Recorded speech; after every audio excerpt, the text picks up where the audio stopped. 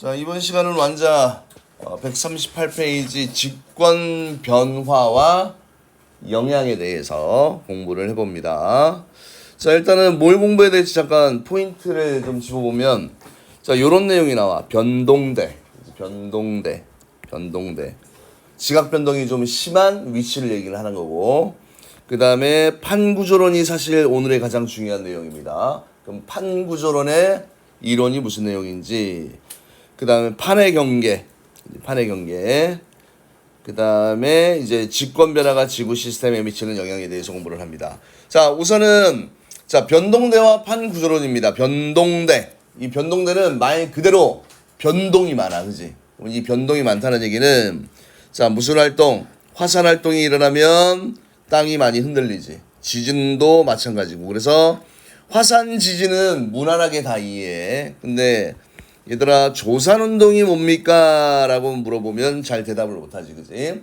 이 조산운동은 그냥 습곡산맥 있잖아, 그지? 습곡산맥이 만들어지는 과정을 조산운동이다라고 생각하시면 됩니다. 그래서 조산운동은 거대한 습곡산맥이 형성된다. 대표적으로 뭐 히말라야 산맥, 알프스 산맥, 안데스 산맥. 자, 이제 이런 지형들이 나오잖아, 그지? 위치가 어딘지를 대강 머릿속에 굴려야 돼, 세계지도에서. 히말라야 산맥은 인도 오스트리아판, 인도 쪽에 있는 거지, 그지? 인도 쪽에. 그 다음에 알프스 산맥은 어디에 있습니까? 저기 이제 유럽 쪽에 있고요. 그 다음에 알프스 산맥은, 안데스 산맥은 어디야? 남아메리카, 그지? 그래서 나중에 거기에서 어떤 지각 변동이 생기는지, 어떤 지형이 생기는지 그런 것도 알아두셔야 됩니다. 자, 그래서 이런 식으로 화산 활동이나 지진이나 조산운동, 이런 뭐가 지각 변동이 더럽게 많이 일어나는, 활발하게 일어나는 이런 지역을 변동대다라고 이야기를 합니다. 변동대. 자, 그래서 지각 변동은 지각 변형에서 일어나는 자연현상으로 방금 전에 얘기했듯이, 자, 화산 지진 활동, 조산 운동이 있고요. 자, 그 다음에 지각 변동이 일어나게 되면 특징. 지각 변동은 지구 내부 에너지가 방출되면서 나타난다. 그 다음에 지각 변동이 활발한 변동대는, 자, 어떤 모양을 띠고 있습니까? 좁은 띠 모양이야, 그지? 좁은 띠 모양. 그 다음에 화산 활동, 그치? 마그마가 얕은 지각의 틈을 뚫고 지표로 나와서 분출하는 요런 현상을 우리가 뭐라고 하니? 화산 활동이라고 얘기를 하지, 그지? 자, 그래서 이 화산 분출물에 대해서 잠깐 보세요. 화산이 확 폭발할 때 뭐야? 일단 가스가 나오지, 화산가스. 그 다음 거기서 이제 알갱이들 나오잖아. 이걸 화산 쇄설물이라고 하고, 얘들이 다 분출하면 이제 안에서 끈적끈적한 뭐가 솔솔솔 올라옵니까? 마그마가 올라오지, 그치? 마그마. 얘들아, 잘 봐. 니네 마그마라는 놈 들어봤죠? 마그마는 뭘 마그마라고 얘기하니? 자, 액체 상태의 용암에다가 뭐야?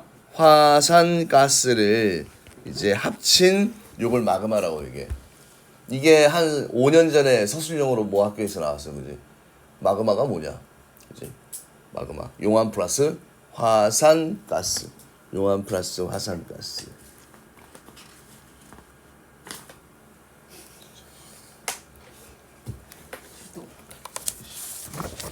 자, 항상 꼭 내 예상이 빗나가지 않지. 게으른 친구들이 있어서. 아, 종이 아깝기. 자, 그 다음에 지진. 지하에 축적된 에너지가 방출되면서 진동이 일어난다. 자, 얘들아, 지진입니다. 땅 속의 진동이 나오는 현상입니다. 자, 그래서 이 지진을 공부할 때 요 기본적인 용어, 진원이라는 말하고 진앙이라는 말. 여기가 만약에 땅속이야, 그지? 땅속이면 여기서 지진이 생겼어. 그러면 이게 진원이고, 요 놈을 쭉 수직으로 올렸을 때 지표하고 만나는 이 지점이 진앙이야, 알겠니? 알겠습니까? 그래서 요 지진에서 지진이 발생한 지점을 진원, 이런 용어들을 좀 외워놔야 돼, 지구과학은. 그 다음에 그 위에 지점을 진앙이라고 얘기를 합니다. 그 다음에 우리가 지진을 구분할 때 이것도 좀 알아두세요. 진원이 발생한 깊이에 따라서 천발, 중발, 신발을 이렇게 나눌 수 있어. 그지? 천 어디에 가깝다? 하늘에 가까우니까 진원의 깊이가 얕은 거야, 여기니. 그 기준이 70이야. 그 다음에 300입니다. 알겠습니까? 70. 그러니까 진원의 깊이가 70km 이내, 그치? 좀 지진이 발생한 깊이가 얕다는 얘기야. 이거 천발 지진. 70에서 300 사이가 중발. 진원의 깊이가 300 이상이 되는 걸 뭐라고 얘기합니까? 신발이다라고 얘기를 하지, 그치? 자, 그 다음에 지진에서 요거 하나는 조금 알아두세요.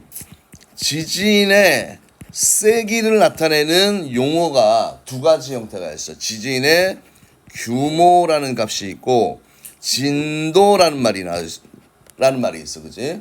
그러니까 지진의 규모는 지진이 발생했을 때 발생하는 에너지의 총량이야, 그지? 그래서 지진의 규모는 에너지의 총량입니다. 그래서 이 규모는 장소와 관계 있다 없다, 장소에 관계 없이, 그지? 같다라는 얘기야. 예를 들면 일본에서 발생한 리히터 규모 지진 7.0. 그러면 우리나라에서 표현하는 지진도 얼마야? 7.0이야, 그지? 근데 진도는 뭐 암석이나 또 구조물의 형태에 따라서 실질적으로 지진의 피해 정도를 나타내는 값입니다. 그래서 아무리 세더라도 너무 멀리 떨어져 있으면 그 영향력이 약해지지, 그지? 그래서 그 정도 구분 정도만 해두시면 돼요. 그래서 이 틀을 기억하면, 그지? 굳이 안 외워도 되지, 그지? 규모가 있고 지진의 세기는 규모가 있고 진도가 있는데, 그지? 진도는 그냥 떨리는 정도고, 그 다음에 지진의 규모가 불변의 값이야. 변하지 않는 값입니다. 그래서 우리가 지진을 얘기할 때 항상 일기예보나 뉴스를 들으면 뭐 리터 규모 뭐 6.8, 뭐 7.0 뭐 이런 식으로 나오잖아, 그지? 그 값은 세계 어디서나 똑같은 숫자로 불려진다. 이게 리터 규모다라는 이런 표현입니다. 가끔 이런 것도 나와.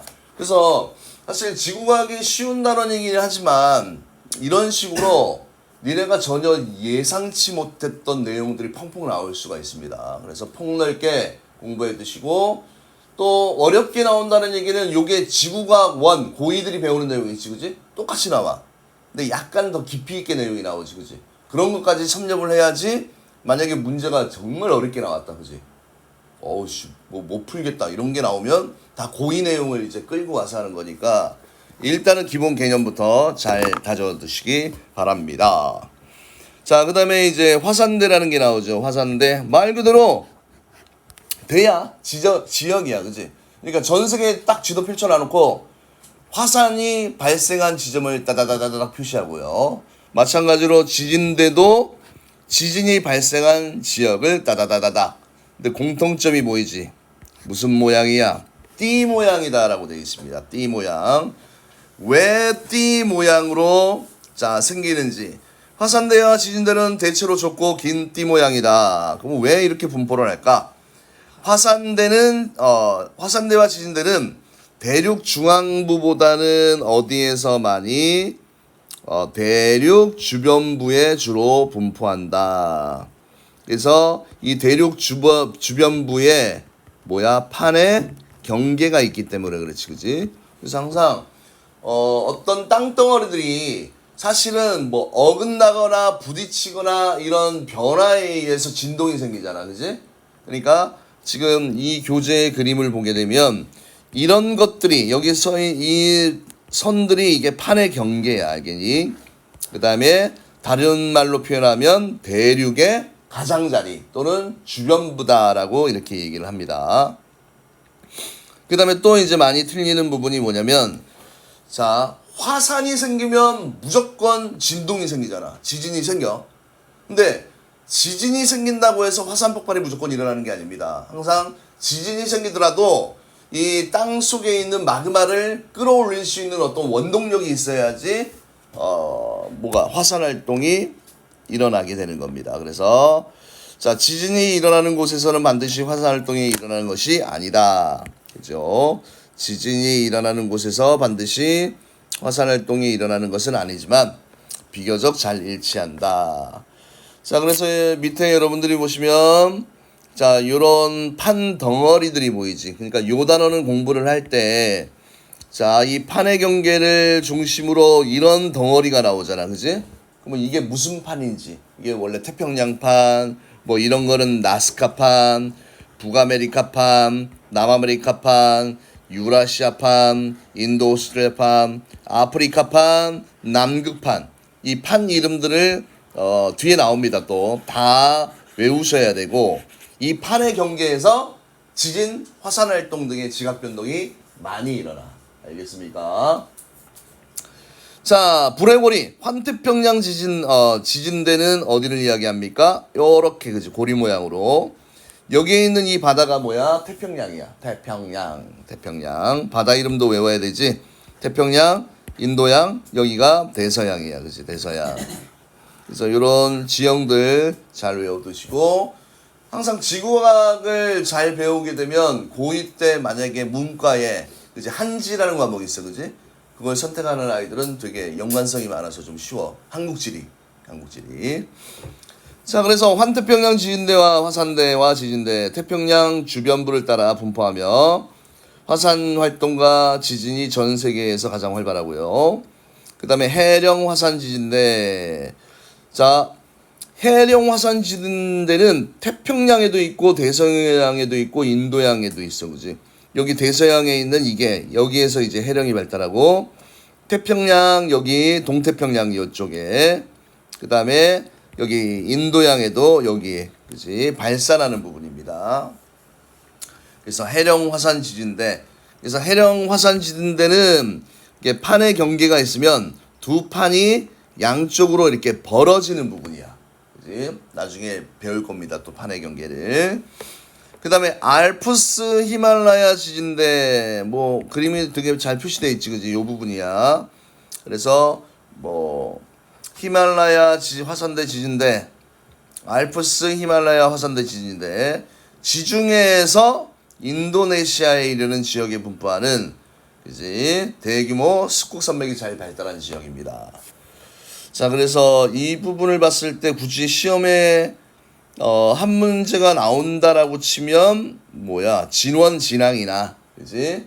그 다음에 화산 활동이 활발한 지역은 판의 경계와 일치한다. 그 정도고 그냥 나머지 파트는 이해하기 위한 기본 개념이라고 생각을 하세요. 이 부분은.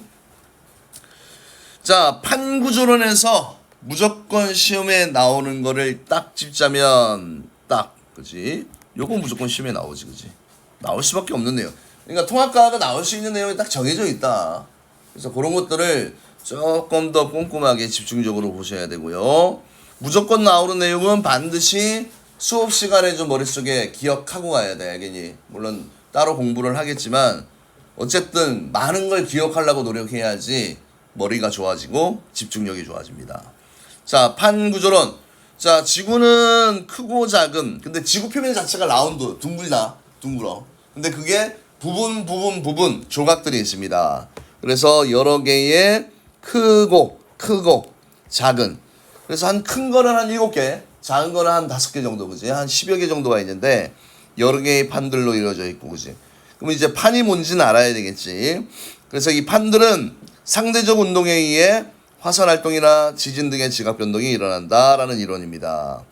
그래서 판들의 상대적인 운동에 의해서 자, 이 상대적 운동이 세 가지가 있습니다. 자, 판을 경계로 벌어져 발산은 그지? 발산의 경우가 있고 판의 경계로 모여 이걸 수렴이라고 얘기를 하고 그다음에 세 번째 판을 경계로 어긋나 그지? 요걸 이제 보존이다라고 얘기를 합니다. 그래서 발산형 경계, 수렴형 경계, 뭐 보존형 경계 뭐 이런 식으로 따로 공부를 할 거니까 일단 이런 게 있다. 그래서 이런 놈들이 벌어지거나 모이거나 어긋나거나 그래서 화산 활동이나 지진 등의 지각 변동이 일어난다. 직군의 부분은 앞에서 있지, 그지? 지각, 멘틀, 뇌, 뇌.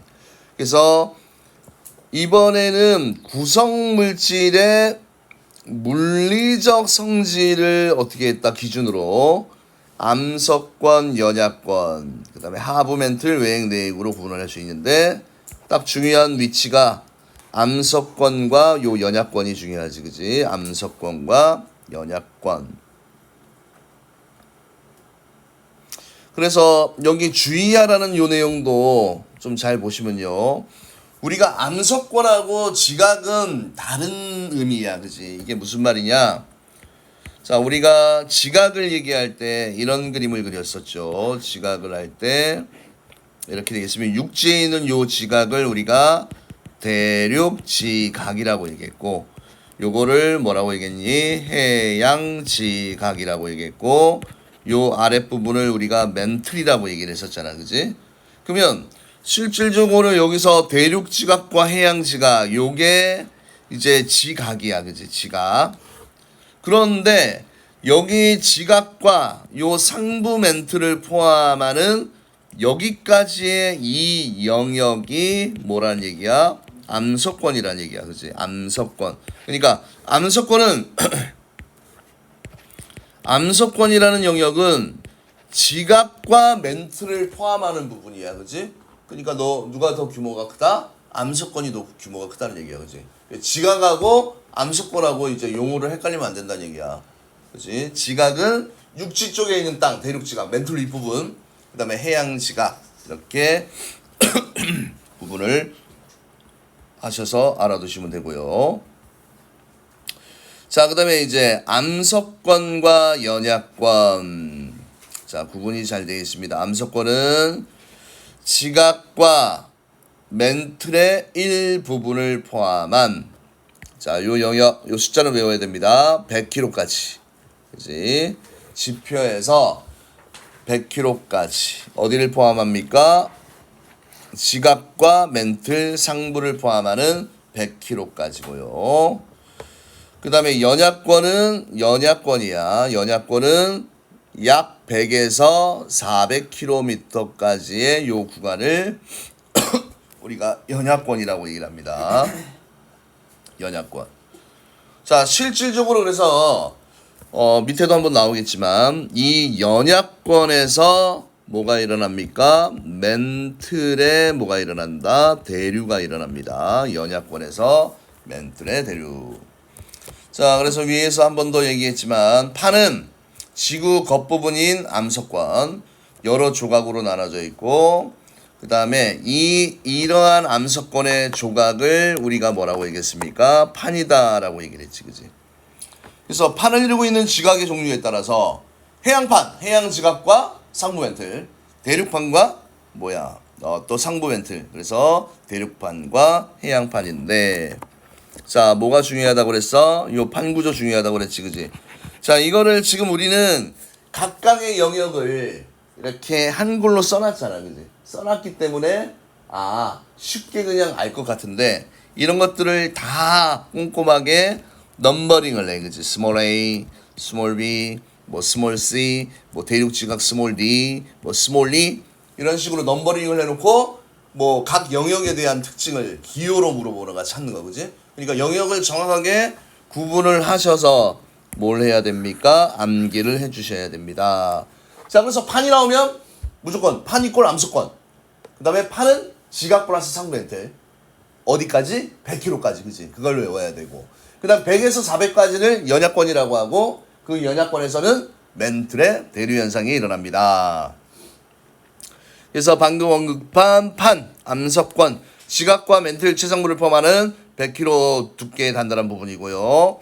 대륙지각은 해양지각보다 두껍기 때문에 대륙지역의 판은 해양지각보다 두껍다. 뭐 당연한 거지. 해양지역의 판보다 두껍다.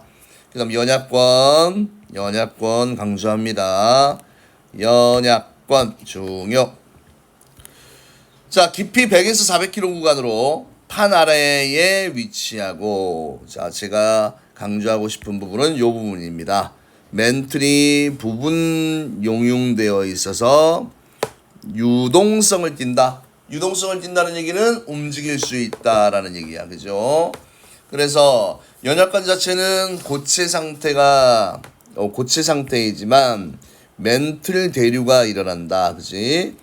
그러니까 항상 얘들아, 대류는 그냥 하트라고 생각하면 돼, 그지? 그러니까 상부와 하부의 온도 차이에 의해서 그 물질이 직접 이렇게 이동하는 이런 현상이 이게 대류야, 그지? 그래서 상하부의 온도차에 의해서 대류 현상이 일어나게 되는 겁니다.